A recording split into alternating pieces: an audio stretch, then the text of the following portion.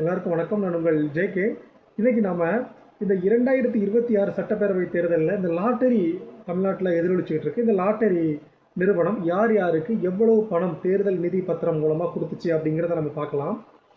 First 542 கோடி இந்த lottery Martin அவங்களுடைய future gaming and hotels private limited அப்படிங்கிற நிறுவனத்தில் இருந்து தேர்தல் நிதி பத்திரம் மூலமாக திரிணாமுல் காங்கிரஸ் கட்சிக்கு 542 கோடி கொடுத்துருக்காங்க. அதாவது 2019 2024 ஆண்டு காலகட்டத்துக்கு இடையில் இவ்வளோ பணம் கொடுத்துருக்காங்க. இது இந்திய தேர்தல் ஆணையத்தால் வெளியிடப்பட்ட ஒரு தகவல். அதே போல் 2ஆம் இடத்துல இருக்கிறது யார் அப்படின்னா திமுகவுக்கு இந்த நிறுவனம் 503 கோடி கொடுத்துருக்கு. தமிழ்நாட்டில் லாட்டரி விற்பனை கிடையாது, ஆனாலும் இந்த நிறுவனம் திமுகவுக்கு 503 கோடி தேர்தல் நிதி பத்திரமாக கொடுத்துருக்கு. 3ஆவது இடத்துல யார் இருக்காங்க அப்படின்னா ஆந்திராவில் உள்ள அந்த ஜெகன்மோகன் ரெட்டி கட்சிக்கு இந்நிறுவனம் ஒரு 142 கோடி கொடுத்துருக்கு.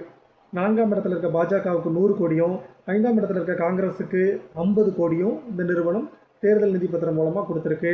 இதில் முக்கியமான விஷயம் என்னென்னா, மற்ற கட்சிகளுக்கும் கொஞ்சம் இவங்க ப்ரொவைட் பண்ணியிருக்காங்க.